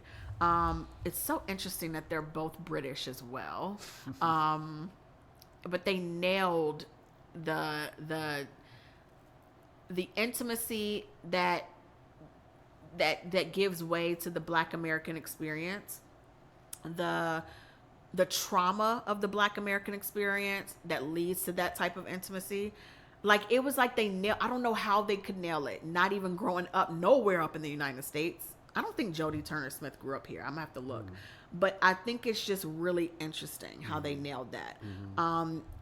A brown-skinned black woman on TV being loved, not TV, big screen, even TV shit, being loved properly. I mean, it was like, I don't even know how to act. Like, it's like, oh my God, this is possible. Of course you know it's possible. I mean, there's people in your everyday life that have husbands and have kids and have love, but you don't really know what goes on inside their house. To see it played out where a black woman is damn near being worshipped by the partner that she also loves. You don't see unrequited love. You don't see love where it's struggle. I know some people thought that this was a struggle love situation. I don't see that at all. And I'm anti-struggle love. I don't play that mess. I did not see this as anti-struggle love. I saw this as breaking down barriers that were internal before the person came along. Yeah. He didn't put her through hell to earn his love. She didn't intentionally put him through hell, like, I'm going to go cheat on you and fuck over you and all these things to get love. She had issues in herself that she made known, and she didn't know how to break those down. She wasn't intentionally hurting him. So this wasn't struggle love in that aspect. It was the journey to get to that type of love, despite the trauma that Black Americans go through in this country specifically. I thought the gravesite was also interesting to talk about the Black trauma and generational trauma. One of the leading causes of death, especially in Black women, is heart issues and stress-induced heart issues. One of the things I thought was interesting is to show this type of intimacy, this type of healing right next to a gravesite. Does that make sense? It does. I didn't get that connection. I was tying it more to the protests and how it was like an extreme passion. Yeah. On both sides. On both sides. But it was also like a release of tension as well. Ooh, yes. Because I feel like throughout this entire movie, like between Queen and Slim, there was a lot of tension being built up, being on the run. Sexual tension well as just... I mean, shit. You got the cops running out right. there chasing you. You're just trying to stay alive. Shit. And I think that with going back to the little boy pulling the trigger, it was almost like a release of tension on his part. Like he's been kind of like carrying around this burden, and like, you know, not feeling like he's seen or recognized, and like this one opportunity to release that tension. And literally, you know, flip to the other scene of like Queen and Slim getting it in, obviously releasing some tension there too. Clearly. I don't know if love was actually kind of like there quite yet. I think it was more just kind of like, I'm open enough to like I thought that was like the moment that it just was like, yes, we're in love. I thought that signified love for 100%. Because I always talk about, I don't know about for men, but I know for women, that is one of the things. You can have sex with anyone, but to have that type of sex, that's an emotional bond. And that's an emotional, love-based situation. That's the best sex on earth. This kind of sex she was having was not just like a wham bam, like, I just been wanting to get it in. I just been needing some D. No, that was like, I've seen the pearly gates. You have given me everything I need and more. You have stroked everything inside of me as well as my heart, honey. Like... He could have had the smallest, he could have had the smallest D on, he could have had a 3-inch penis, and I guarantee she would have been looking the same way and acting the same way because it just felt so much more intimate. You know, like to me, that it just kicked off the love for me. I don't know. I mean, there had to be love there, child. Cause I think that, like, you know, in the physical form, you know, they definitely kind of like got it in, but I feel like their spirits kind of like connected at a different point. At a different point. I don't know if it connected there. I feel like it connected at a different point. Which point? Almost at the very end. I think that was a culmination of it, for sure. Sadly, like, I think at the very end, that's where their spirits actually intertwine. Yeah. And like in their, I'm skipping ahead, but in their death. Yeah. Their physical form is not, you know, here anymore, but like in spirit, like they're still connected. Ooh. Yes. I kind of like took it a little bit deeper. Yeah, I know. I can see that. And I think that's where we saw it differently about loving and losing is you saw it as the beginning and this is the peak. I saw it as the end.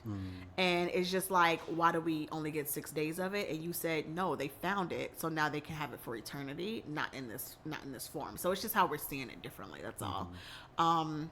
But yeah, so those are different ways of interpreting that very intimate sex scene. Like the whole idea of death and trauma on our bodies as Black people and how to heal that. They're literally having sex next to a grave. Like, that says a lot. And then also the release of tension and the release of passion.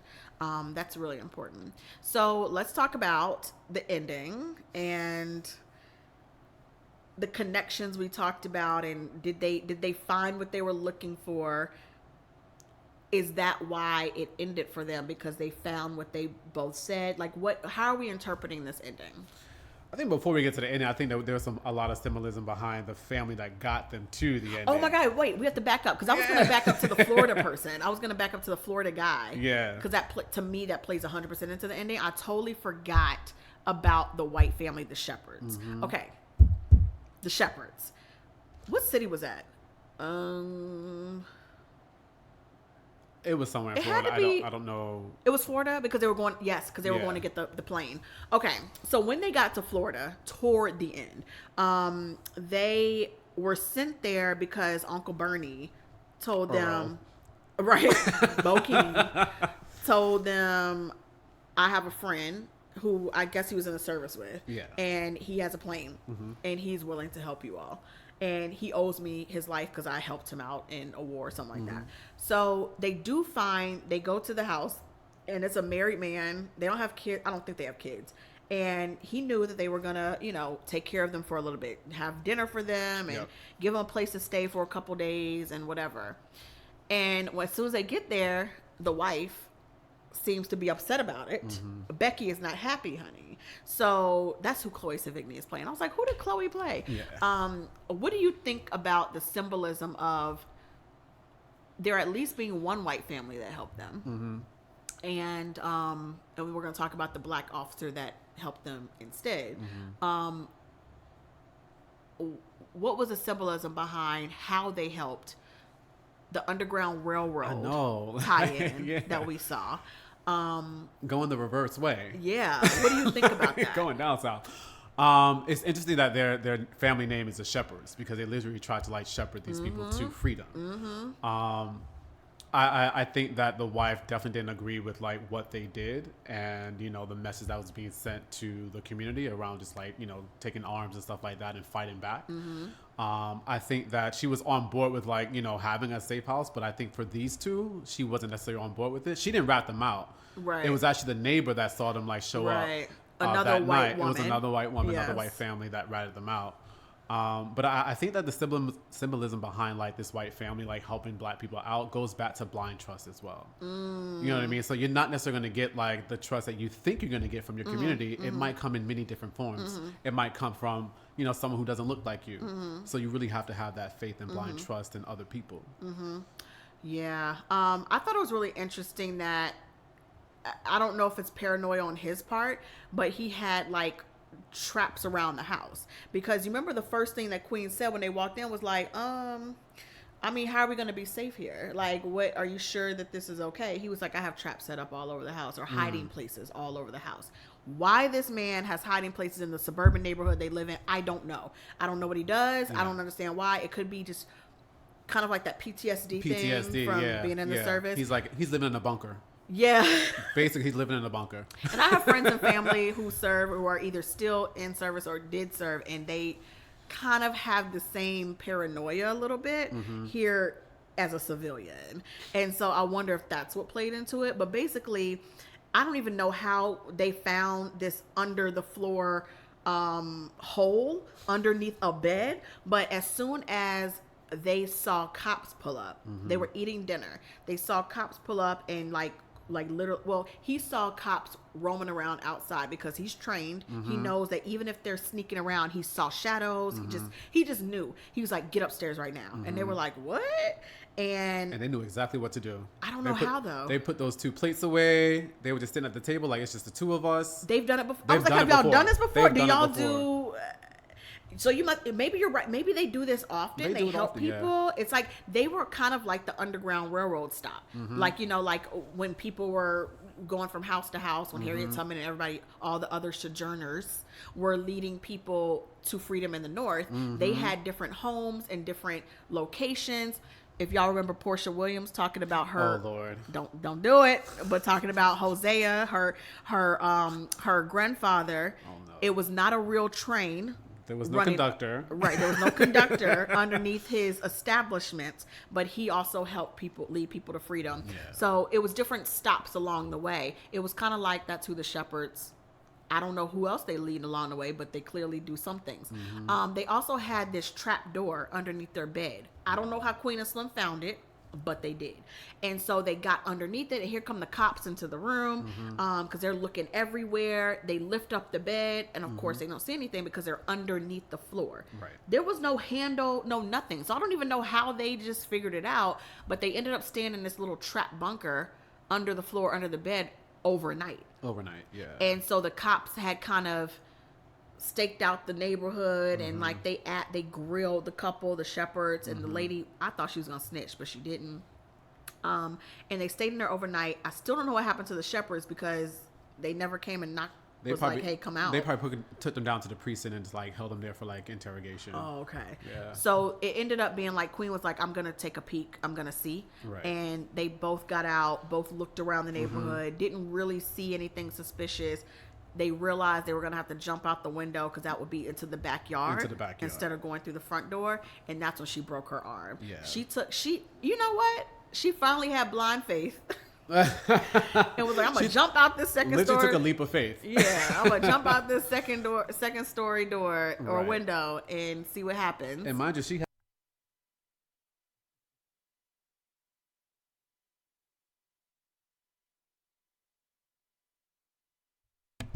She said, I'm gonna jump out this second story window, a leap of faith. a leap of faith.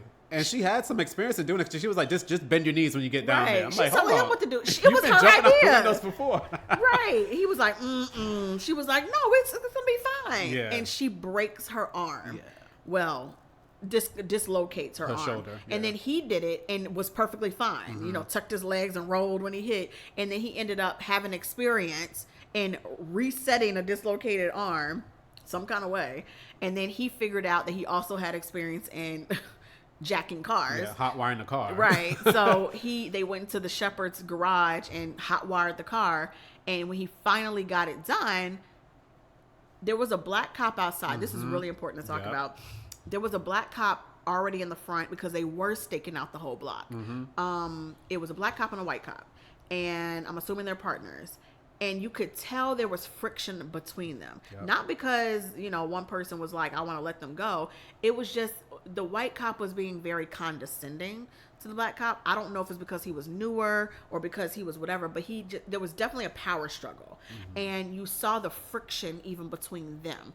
And he's like, the black cop was like, I think I heard something. And he actually did, because it was them trying to hotwire the car and her screaming. Because he said, is that an animal that I hear crying? It was her screaming because he was just resetting her arm, Right. Even though she was biting into something. And the cop was like, I don't hear anything. I've been doing this for years, and I know a difference between a animal and a human, just being Mr. Know-it-all. And the cop was like, I mean, okay, but I'm gonna go walk around and see what's going on. Yep. He walks around, he sees the gate kind of cracked open, and I guess it wasn't cracked open before. And he goes into their backyard, into the garage. Can't get in the door part, but he lifts open the garage door, and there's Queen and Slim in the car, ready to like drive off. And they had this. The audience is like, "Oh my God, is he gonna rat them I was like, out? Like, is he gonna arrest them? Like, is this it? This is it? Damn! It's gonna be by a black cop, of course. Like, what does he do? So they like have the staring. You know that meme with the guy with Diddy and the other dude from, I think it's like America's Got Talent or something like that. Yeah. And they like looking at each other back and forth, and they like, what you gonna do? Yeah. What you gonna do? What you gonna Who's do? gonna make the first move? What you gonna do? And then he just like looks at them, and he was like, all right. He steps to the side and ushers them. It's like, go. Yeah. Just go. So he lets them go.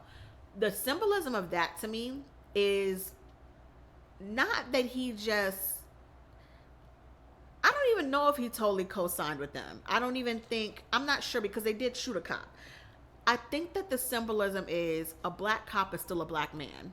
And there's always been division amongst cops racially. And this could have been his way of kind of putting his foot down, getting back at the system that he's actually a part of. Righting a wrong. Because we just saw him being treated like shit outside. So I'm sure this happens every single day that he's on the job. So it's almost like, you know what? I get treated like shit every day. And I'm sure they've been treating him like shit. I'm going to just let them go because I'm tired of it. And it's almost like a rebuttal versus a I agree with them situation. And I say that because my grandfather, who passed away last year, and today is actually his birthday. Oh. Yeah. Happy birthday, Grandpa. I know. Aww. He was a cop most of his life, also in the National Guard, a Chicago Police Department cop. And when I was little, he used to carry around his shield, his little shield or whatever. I used to think it was a toy. And he never wanted to scare us about cops. So he used to be like, oh, it's just a toy. So he used to let us play with it. You know, he never had a gun around us. I always thought cops were like a fun thing. You know, like he's not that tight. Like my grandfather is super like, you know, very above board and very all this, but he's such a fun loving type of guy. So he never wanted it to be a very like mean or very like just sad or bad situation when I came over there. It was never like I'm a cop and I'm gonna run shit and I'm gonna be mean and no, it was always like a good thing, like a happy thing. But what I did find out after he died is that it was not like that for him at work. I never knew this. So while we're doing his funeral arrangements, I find out, and I guess my mom and my uncle, who were his children, knew about this the whole time. I just didn't know. There was a division, and it's still alive now, but a division in Chicago, the Chicago Police Department, the black cops created their own subdivision of the police fraternity. So they basically, it was almost like a get-together. Like, we're the black cops. We know how we're mistreated, but we're also cops. We're also here to do our job. We need to be able to support each other and do our own, almost like a sorority or fraternity at a PWI. Yeah. You're in the mix. It's like their own like diversity and inclusion group. Yeah. Within You're the police in the mix, force. but you got to have your own mix, you know? Yeah. So you kind of have to have that support system. Yeah. And they had their own fraternal order, and it got publicly recognized by the actual Chicago Police Department. They had their own secretary. They had everything. Like, it was a true subdivision. And my grandfather, along with I think 3 others, are the ones who founded it in the Chicago Police Department. And it's still going on today. And at his funeral is when I found out about it. Well, before the funeral, but that's when I kind of found out about it. My mother and uncle contacted their old secretary to get all the paperwork, because they wanted to get him, like, you know, the gun salute at the funeral, and you have to prove that he was in the police department. He was 85, 86 years old, so it's like a lot of records lost and all this. And that's where I learned about all this and why he started it. So that division, that racism within police departments is so real. And I was looking at that movie like, damn, this is set in 2019, dog. 2019. My grandfather was, he was 86, 80, like not 90 quite yet. But up there, you know, and he was a cop since he was in his 20s. This shit has been going on for a very long time. Yeah. And so it just showed me that, like, it's so deep embedded, and maybe that's why that cop did that. He was just tired of the bullshit. And he wanted to right, like you said, right or wrong. Right or wrong. If that makes sense, you guys. And when he was walking back to that to his car, like, he had a little extra pep in his step. Sure did. He had swag. Yeah, he had swag. He was like, yeah, I did that. Right. Yeah, that was an animal. Yep. And so they drive off and go into Florida. And that's when the whole, they were in Florida, but go deeper into Florida to go catch that plane across that big body of water to get to Cuba. Before they get to that, they meet up with old boy. There was a scene where they were hanging outside the car. Oh yeah, the freedom scene. That was a freedom scene, and I thought that, like, in that moment, I do like it, because it's like they truly were themselves, and they truly kind of like found themselves, and they started to love themselves, and they were like, you know what, I feel alive. They felt alive in that moment, because they've gone through all this trauma, all this like adversity, you know, all these different like situations, and they've like started to find love in one another and also find love in themselves. And in that moment, they were completely free. So she made him hang out of a car, because that's what she did. While he was driving, she sat in the window of the car, like, you know that scene in on Lemonade when Beyonce has her braids and she's hanging out the window of the car, and the car is doing like the hoopty's like doing twirls. Shout out to the director. Yes. so many Beyonce references in this movie. It was kind of the same thing. Yeah. And then she forced him to do it. And he's like, no, I ain't doing that shit. I ain't crazy. And she's like, no, get out, switch seats. I'm gonna drive and you're gonna do it. And he did it. And the world didn't end. He almost fell, but it's okay. Yeah, that's such a liberating moment for Queen, because like, I don't think she's ever done anything like that before. Right.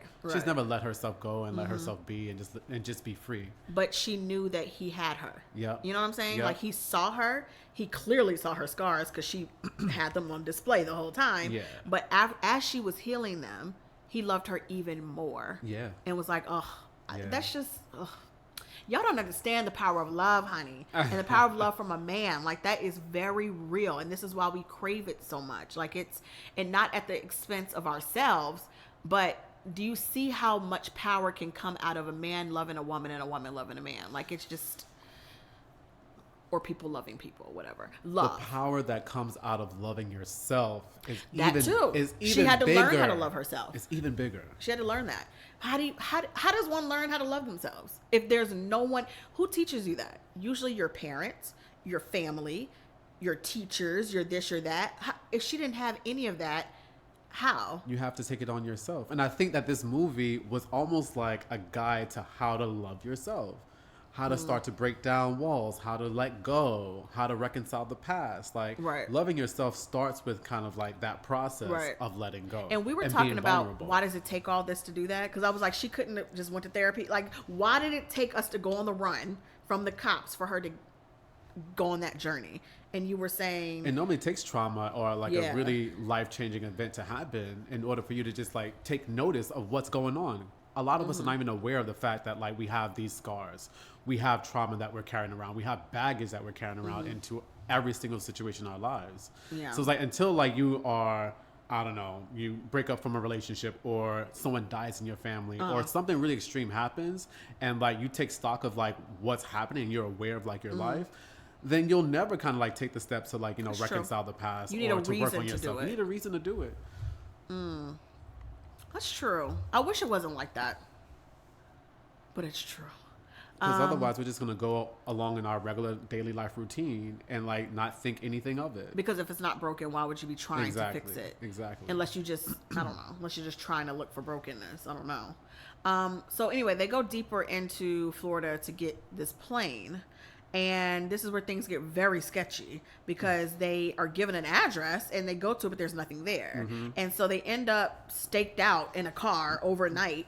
And they were like, damn, we might get caught, we might not, like we just gonna have to sit out here and just hope we can find something in the morning when it's daylight.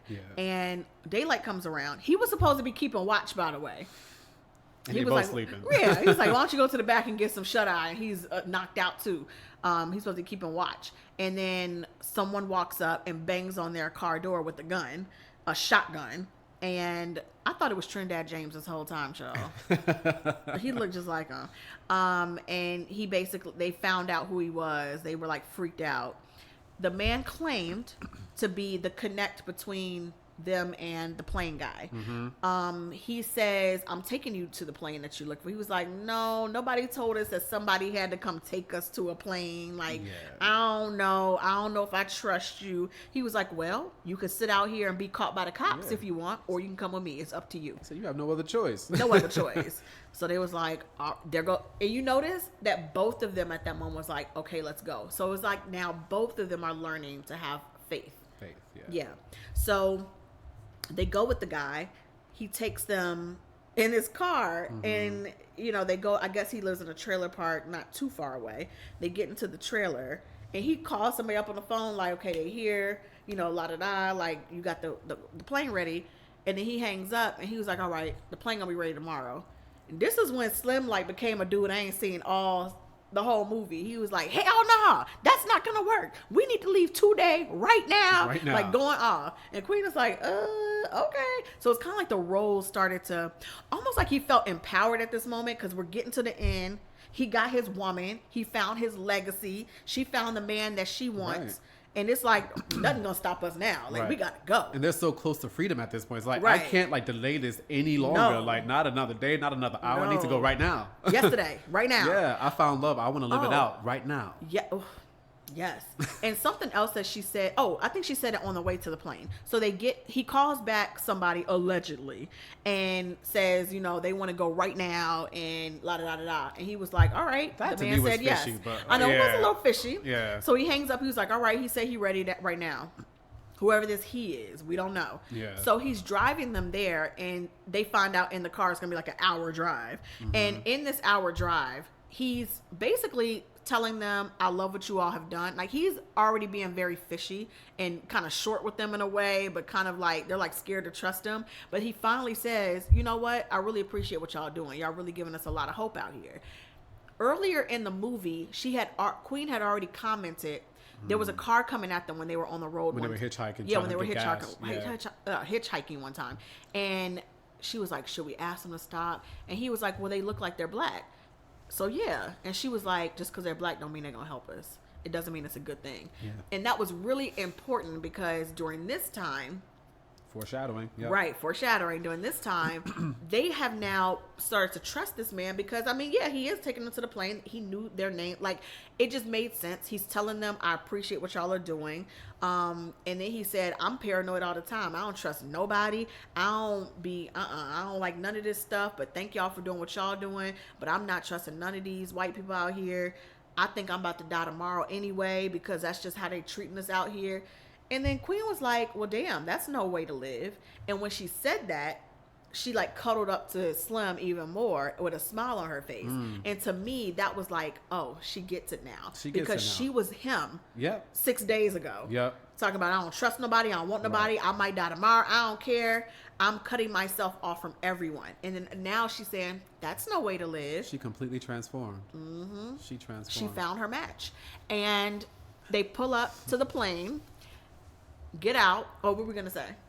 I know you keep going back to find a match, but I just feel like she found herself.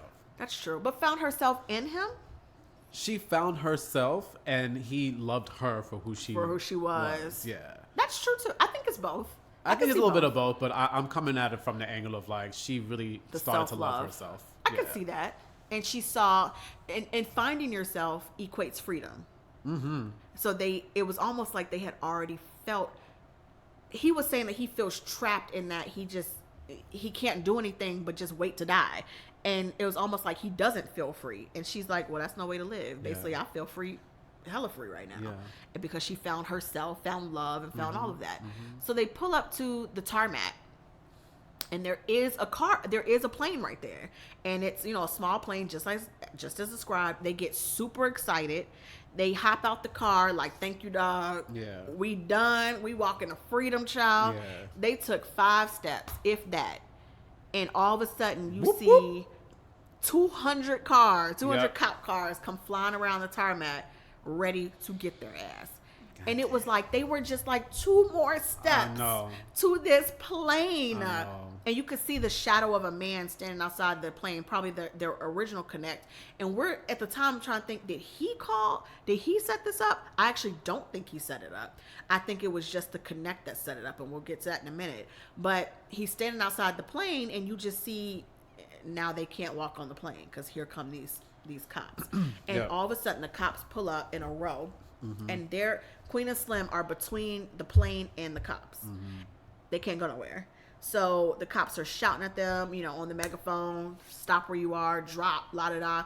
And then that's when they have like the most beautiful scene probably of the movie where they're talking to each other about what to do next. Mm-hmm. And she's, he's saying like, I found you, you're everything. Will you be my legacy? Will you be my legacy? And she said, I will never let go of your hand. I would never let go of your hand, because that's all he wanted, is somebody not to let go of his hand. Mm-hmm. So they held hands while the cops are shouting everything.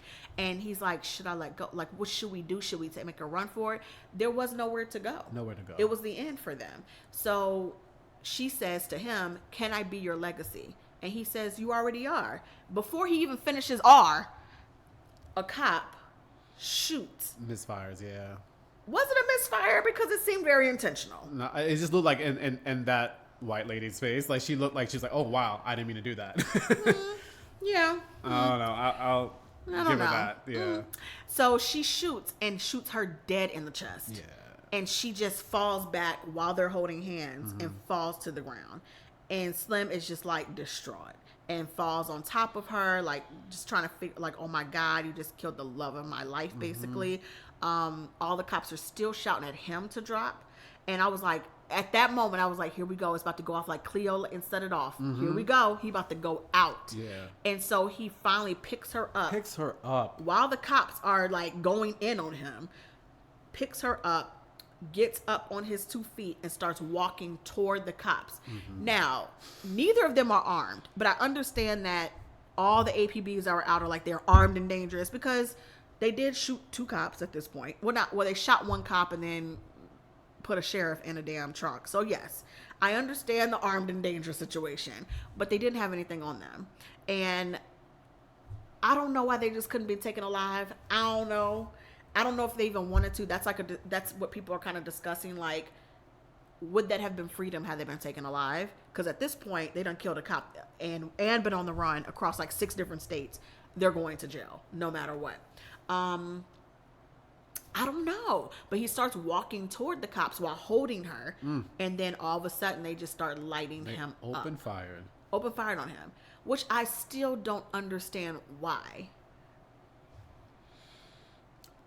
You don't have a weapon in his hand. There's no weapon in his hand. And it's like, you took one of ours, we're just going to take you down. That's what it was. But meanwhile, I think like a day or two before this movie comes out, there was another mass shooting at a high school. And he literally shot like 6 kids. And he still got taken alive with a gun in his hand. Oh, the cops were like, offer you some damn food. Right. If you're white and right. you done killed some people. So I wonder if that was intentional, that they did it like that, like Lena and Melina, because it was just exactly what we see every damn day. Yeah. These 2 black people, even if they had shot somebody 6 days prior, you do not see a gun in their head in 2 days. So I wanted to actually, after that, I was like, I want to go call a lawyer to find out if this is still, are they still allowed to just shoot just to shoot? It's like, where's the threat? There's no threat. Or does it have to be a threat right now? To me, it seems like it will have to be a threat right now. Mm-hmm. So why are you taking somebody's life who you see not one weapon on them, but you can literally watch somebody shoot 6 kids and still take him alive? That's where I'm not understanding. So if you don't know how to take someone alive, maybe you shouldn't be a cop. You know what I'm saying? So that was a very harsh ending. That's probably why Homegirl was like bawling, crying with us afterwards. Yeah. And it just ripped my heart out because I really thought they was going to go to Cuba, y'all. I thought they was going to make it. I know I'm a hopeless romantic while still being very much a realist and sometimes a pessimist. But it just seemed like that would have been the next best thing about the movie. Like, let's see how they're going to live out their lives in Cuba, like Asada Shakur. Man, it's not going to be a part 2. Yes, I wanted a part 2. Queen and Slim 2, part 2. Yes, that's what I wanted. And it was just ripped away from me. And it just made me like, I was like, here we go. Here we go. I barely have hope for love. And y'all done ripped it away again. I was so elated and I was so happy at that scene. I wasn't happy that they died, but I was happy that they truly found what they were looking love for. And they found what they were looking for. And I feel like they had like a soul tie at that point. Mm-hmm. So it's kind of like, yes, like they're not here in a physical form, but like they are united. And like he knew that he was gonna die with her in his arms. Mm-hmm. And that was so beautiful. It was so it's like love is worth fighting for and it's worth dying for. But why we gotta die? And the thing is that it doesn't have to be like, literally dying, but like there are parts of you that has to die. Oh yeah. Mm-hmm. In order to like open yourself up to love. Oh, for sure. So I feel like, well, they actually like, sacrifice their bodies to get love. But I think that like if we think about it from like, just like a mental health and stuff like that, standpoint, just like a part of you has to die in order for like something else to grow. So yeah, that scene to me just kind of like, it was just the embodiment of spiritual and physical love. I get it. I'm trying to see it from that angle. It just feels like it gives me another dose of hopelessness. Because why can't we live in what we found? We spend all this time and do all this work to find it. Isn't life also about living that and not just finding it? Mm-hmm. It is. And it sucks that it seems like, especially as a black person, you go through all this trauma and you have to fight generational trauma as well as your own personal trauma and trauma from society. You have to do all this fighting and all this rebuilding and all this self-searching and soul-searching. You do all this work. And you finally get to it. Which Becky down the street ain't did half of this and has the world. And she can live in her world for the next 50 years. We finally find it. And it's like, we have to be A-okay with that, even if it's ripped away from us. It's like the hopelessness is always there, and it just sucks. I just feel like, damn, when are we going to be able to live in it ourselves? When can we go toward the sun and not just see that the sun exists? I don't know. And there are examples of that. I mean, like, people are living in their best lives, like, all around us. You know what I mean? This was like a tragic love story. You know, it's kind of like they had to die. You know what I mean? Yeah. It's kind of like, for us to even like have this conversation, they just had to die. I would have had this conversation if they were living their best lives in Cuba, okay? It just would have been so unrealistic. You know what I mean? It's like, Okay. given the situation, like, yeah, your ass gonna get caught. You're either gonna go to jail or you're gonna die. Like, but in both situations, your freedom would have been like taken away. But in the way that they died, they were free. They were free. They free. died free versus on the run. Exactly. And there's something very powerful about that. I will say. I just think it sucks that that's our choice. Yeah. And imagine, like, this actually happened over 6 days. Like, if we kind of like take the lessons right now and like do the things that they were doing over 6 days and do it over a couple of months and find like, you know, true love for ourselves and then like open ourselves up to be loved by someone else, then like we can live that life. As long as we don't break a law and go on the run. I mean, that's kind of like true in every society, right? Don't break the law. So we can actually live it, okay? So we can actually live it. Don't kill anybody. Right. Yeah. I mean, I'm a hope for the best. Something that we noticed at the very end, after they were shot and killed, they ran all the police. Like, you could see, was it Soledad O'Brien? I think it probably that was doing the police reports about that they've been found, they've been taken down by police at the airport and la da da. They said their names. They said Angela Johnson and or whatever I'm gonna have to pull up the names again. And then we both noticed, we were like, wait a minute, did we know their names this whole movie? No. I don't think their names were ever said throughout the movie, not to each other, not by someone else. That was very intentional. And unless we both missed it, it had to be intentional. It had to be to show you that these are any men and any women. Exactly. Exactly. And we still don't know where the nicknames Queen and Slim, because I don't even remember anybody calling them that, where that came from. I don't know. What do you think? I think it's interesting that kind of like in the media, I mean, and this is the case today, is like you never really know anything about like these quote unquote criminals. All you know is that like they're armed and dangerous and you know what their name is. And that's kind of like exactly what played out in this movie. In the end, like all you knew is that like they were taken down, they were shot and killed. These two armed and dangerous people who are on the run from the police for the past 6 days. Here are their names. But you never get any backstory. You never get any context. And that's why I love this movie, because you actually like got to see the people. Yeah. And you can see yourself in these two characters. Oh, for sure. Oh, I definitely saw myself in Queen for sure. And I see myself in Slim as well when it comes to hopefulness and love. It's really weird how one person can be so like overly realistic and a little pessimistic about life. But when it comes to certain things, they have this like hopefulness. And sometimes that's what keeps us alive. Sometimes that's what keeps us going. This is why I watch Christmas movies and Hallmark literally damn near year round. And people that know that about me, they're like, that is so weird, because I'm just not that girl. Like, I'm kind of just, I don't know, a little rigid when it comes to love and a little jaded. But I will watch every single Christmas movie. I don't care if it's the same formula. I don't care if it's the same happily ever after. I don't care that it's completely unrealistic. It gives me hope. I don't know. I'm like a hopeless romantic, but still a jaded person. And I think that that's just human, because you have to have something that keeps you going. Yeah. You can't live in complete hopelessness, because I saw that in Queen. She lived in complete hopelessness, and it was just so disturbing to see. I've never seen anything like that. Like, just completely cut off to the world. I understand being jaded, but damn, you know? Yeah. So that's interesting. Love it. What did you feel about, and we could wrap it up, but because this is kind of like the last thing we didn't get to, but you brought up, am I my brother's keeper? What did you mean by that? I brought that up because throughout the entire movie, you had the couple just like leaning on members of the community, and everyone was helping them out. And at the very end, it was the black guy who turned. Oh yeah, we forgot to. That's what I was leading up to. I forgot to say. The black dude that looked like Trinidad James.